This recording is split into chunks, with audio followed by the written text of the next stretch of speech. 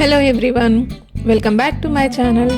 ఈరోజు మళ్ళీ ఒక బ్యూటిఫుల్ హార్వెస్ట్తో మీ ముందుకు వచ్చేసాను.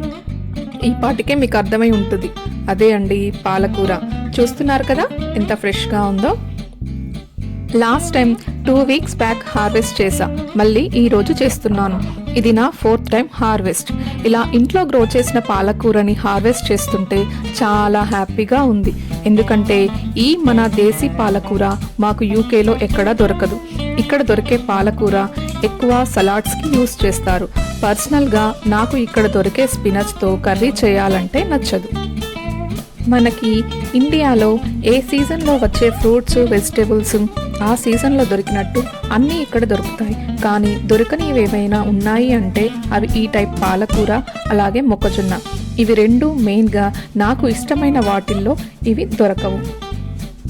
చూసారు కదా, మొత్తం పాలకూరని కట్ చేసా. మళ్ళీ గ్రో అవ్వడానికి ఎన్ని డేస్ టైం పడుతుందో మళ్ళీ మీకు చూపిస్తా. చూస్తున్నారు కదా ఎంత పాలకూర వచ్చిందో. ఈ పాలకూరతో నేను నా స్టైల్లో మా బాబుకి ఎంతో ఇష్టమైన పాలకూర ఫ్రై చేయబోతున్నా. నెక్స్ట్ వీడియోలో మీతో ఆ రెసిపీ షేర్ చేసుకుంటా. వీడియో నచ్చితే లైక్ చేయండి. అలాగే మరిన్ని గార్డెనింగ్ అప్డేట్స్ కోసం నా ఛానల్ని సబ్స్క్రైబ్ చేసుకోండి. Thank you for watching.